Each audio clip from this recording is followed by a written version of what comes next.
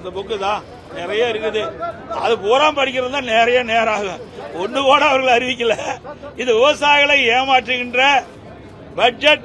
இவர்களும் கடந்த கால ஆட்சி போல வேளாண் பட்ஜெட் என்ற ஒரு நாடகத்தை இன்றைய தினம் அரங்கேற்றிருக்கின்றார். இன்றைக்கு புதிதாக அமைந்துள்ள தமிழக வெற்றி கழக அரசு தமிழக விவசாயிகளை ஏமாற்றுகின்ற விதமாக வேளாண் பட்ஜெட் என்று அறிவிக்கப்பட்டு சுமார் 2.5 மணி நேரம் அந்த வேளாண் பட்ஜெட்டை வாசித்தார்.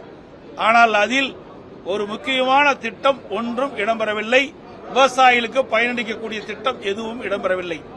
ஏற்கனவே ஒவ்வொரு ஆண்டும் வேளாண் மானிய கோரிக்கை நடைபெறுகின்ற பொழுது என்ன அறிவிப்பு இருக்கின்றதோ அதே அறிவிப்பு தான் வேளாண் பட்ஜெட்டிலும் இடம்பெற்றிருக்கின்றது.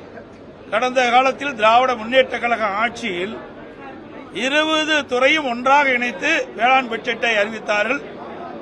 அதில் எப்படி துறை வாரியாக இந்த 20 துறை வாரியாக எப்படி அறிவிக்கப்பட்டதோ அதே போலதான் இன்றைக்கு தமிழக வெற்றி கழகம் வேளாண் பட்ஜெட்டை சட்டமன்றத்தில் சமர்ப்பிக்கின்ற பொழுது அதையே திருப்பி ஸ்டிக்கர் ஒட்டி அறிவிச்சிருக்கிறாங்க. அவ்வளவுதான், புதுசா எதுவுமே இல்லை. இன்றைக்கு தேர்தல் நேரத்தில் தமிழக வெற்றி கழகம் ஆட்சிக்கு வந்தால் விவசாயிகளுக்கு ஒரு குவிண்டால் நெல்லுக்கு 3500 ரூபாய் கொடுப்பதாக தெரிவித்தார்கள்.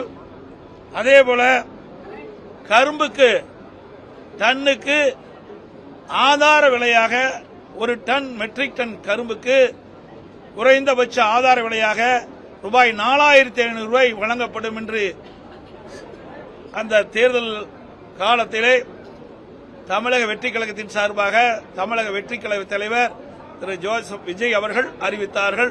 ஆனால் இன்றைய தினம் வேளாண் பட்ஜெட்டிலே அந்த அறிவிப்பு இடம்பெறவில்லை, பட்ஜெட்டிலும் இடம்பெறவில்லை.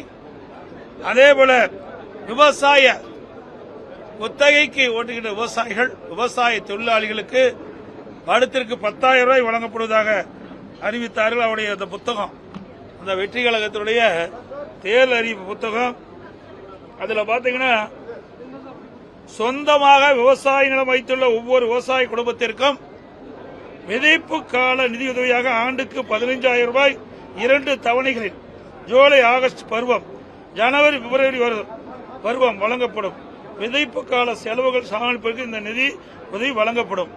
2 முறை 5,000 கொடுக்கறாங்க. இந்த அறிவிப்பில் இடம்பெறல. அதேபோல உழவர் தோழர் திட்டம் என்ற ஒரு திட்டத்தை அறிவிச்சு குத்தகை விவசாயிகள் மற்றும் விவசாய கூலி தொழிலாளர்களுக்கு உழவர் உரிமை அட்டை வழங்கப்படும் முறை அறிமுகப்படுத்தப்படும். இந்த உரிமை அட்டை வைத்திருக்கும் உழவர்களுக்கு ஆண்டுக்கு 10,000 ரூபாய் உதவித்தொகை நேரடியாக அவருடைய வங்கி கணக்கில் செலுத்தப்படும் என்ற அறிவிப்பு தான் கொடுத்தாங்க. இனிக்க விவசாயிகளை ஏமாற்றுகின்ற விதமாக விவசாய தொழிலாளிகளை ஏமாற்றுவதுமாக தேர்தல் நேரத்தில் அறிவிப்பை கொடுத்துவிட்டு இந்த வேளாண் பட்ஜெட்ல இந்த அறிவிப்புலாம் எதுவுமே இடம்பெறல. அதோட தேர்தல் நேரத்தில் விவசாயிகளுக்கு அந்த புக்கு தான் நிறைய இருக்குது. அது பூரா படிக்கிறது தான் நிறைய நேரம் ஆகும். ஒண்ணு கூட அவர்கள் அறிவிக்கல. இது விவசாயிகளை ஏமாற்றுகின்ற பட்ஜெட். இவர்களும் கடந்த கால ஆட்சி போல வேளாண் பட்ஜெட் என்ற ஒரு நாடகத்தை இன்றைய தினம் அரங்கேற்றிருக்கின்றார். அதேபோல விவசாயிகளுக்கு தொடக்க வேளாண் கூட்டுறவு கடன் சங்கத்தில் 5 ஏக்கருக்கு குறையாக நிலம் வைத்திருக்கின்ற விவசாயிகளுக்கு அவர்கள் தொடக்க வேளாண் வாங்கிய பயிர்க்கடன் முழுவதும் தள்ளுபடி செய்யப்படும் என்ற அறிவிப்பை கொடுத்தார்கள். 5 ஏக்கருக்கு மேல் நிலம் வைத்திருக்கின்ற விவசாயிகள் தொடக்க வேளாண் கூட்டுறவு கடன் சங்கத்தில் வாங்கிய பயிர்க்கடன் பாதி தள்ளுபடி செய்யப்படும் என்று அறிவித்தார்கள். ஆனால் கிட்டத்தட்ட 1 மாதத்திற்கு முன்பு தமிழ்நாடு முதலமைச்சர் தமிழக வெற்றி கழகத்தினுடைய அரசு சிறு குறு நடுத்தர விவசாயிகள் 5 ஏக்கருக்கு குறைவாக நிலம் வைத்திருக்கின்ற விவசாயிகளுக்கு 75,000 ரூபாய் கடன் தள்ளுபடி செய்யப்படும். அதற்கு மேல் இருக்கின்ற அனைத்து விவசாயிகளுக்குமே இந்த சிறு குறு விவசாயம் சரி பெரு விவசாயம் அனைவருக்கும் 35,000 ரூபாய் தான் பயிர்க்கடன் தள்ளுபடி செய்யப்படும் என்ற அறிவிப்பை கொடுத்திருக்கிறார்கள். ஆனா இந்த தேர்தல் அறிக்கையில் அவர்கள் கொடுத்ததற்கு மாறாக விவசாயியுடைய கடன் தள்ளுபடி செய்திருக்கிறார்கள். ஆக மொத்தம் விவசாயிகளை ஏமாற்றியிருக்கின்றார்கள். இதுதான் இந்த பட்ஜெட்டில் காண முடிகிறது. உண்மையிலேயே விவசாயிகளுக்கு நன்மை கிடைக்கக்கூடிய பட்ஜெட் இது இல்லை என்பதை இந்த நேரத்தில் தெரிவிக்கிறேன். அதோட அதிமுக ஆட்சியில் பல்வேறு திட்டங்களை நான் நிறைவேற்றி கொடுத்தோம். குடிமராமத்து திட்டம் என்ற அற்புதமான திட்டத்தை கொண்டு வந்து நிறைவேற்றிக்கிறோம். ஏரி, குளம், குட்டைகள் அனைத்தும் தூர்வாரப்பட்டது.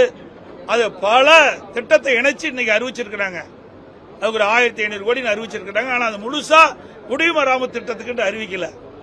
அனைத்து இந்திய அண்ணா திராவிட முன்னேற்ற கழக ஆட்சி இருக்கின்ற பொழுது ஊராட்சி ஒன்றியத்தின் மூலமாக இருக்கின்ற சுமார் 24,000 ஏரிகள், 26,000 ஏரிகள், அதுல குளம், குட்டை, நீர்நிலைகள்லாம் தூர்வாரப்பட்டு மழை காலத்தில் தண்ணீர் தேங்கக்கூடிய சூழலை உருவாக்கி தந்தோம். அதே போல பொதுப்பணித்துறையின் கீழ் இருக்கின்ற 14,000 ஏரிகளில் சுமார் 6,000 ஏரிகள் தூர்வாரப்பட்டன. அதற்காக சுமார் 1,240 கோடி நிதி ஒதுக்கீடு செய்யப்பட்டது. இதனால் இப்பொழுது இருக்கின்ற வறட்சி காலத்தில் அனைத்து இந்திய அண்ணா திராவிட முன்னேற்ற கழக ஆட்சியில் தூர்வாரப்பட்ட ஏரியில் தூர்வாரப்பட்ட காரணத்தினால் இன்றைக்கு நீர்நிலைகள் அங்கங்கே தண்ணி இருக்கின்றது. நிலத்தடி நீர் அங்கங்கே பல பகுதியில் பற்றாமல் இருக்கின்றது. இவ்வளவு வறட்சியான காலத்திலும் அனைத்து இந்திய அண்ணா திராவிட முன்னேற்ற கழக ஆட்சியில் போடப்பட்ட திட்டம் இன்றைக்கு விவசாயிகளுக்கும் பொதுமக்களுக்கும் கை கொடுக்கின்றது. ஆனா அந்த திட்டத்துக்கு முழுமையான அறிவிப்பு கிடையாது. தடுப்பணை கட்டுகின்ற அமைப்பும் கிடையாது. பல துறை இதில் இணைச்சிருக்கிறாங்க. ஏன்னா ஒவ்வொரு துறைக்கும் ஒரு அமைச்சர் இருக்கிறாங்க. இன்றைக்கு நேற்றைய தினம் பொது பட்ஜெட் போட்டாங்க. ஒவ்வொரு துறைக்கும் நிதி ஒதுக்கீடு செஞ்சிருக்கிறாங்க. இன்றைக்கு இந்த பொது பட்ஜெட்டும் வேளாண் பட்ஜெட்டும் முடிந்த பிறகு பதிலுரை அவர்கள் அளித்த பிறகு ஒவ்வொரு துறைக்கும் மானிய கோரிக்கை நடைபெறும். அந்த மானிய கோரிக்கையின் போது அந்த துறை வாரியாக அந்தந்த அமைச்சர்கள் அவர் தெரிவிப்பாங்க. அதையெல்லாம் இணைச்சு 20 துறைகளை ஒன்றாக இணைச்சு வேளாண் பட்ஜெட் இருக்காங்க. அப்புறம் எதுக்கு அந்த 20 துறைக்கு மந்திரி தேவை? அந்த 20 துறைக்கு ஏன் மானிய கோரிக்கை நடைபெறும்? தேவையே இல்லையே.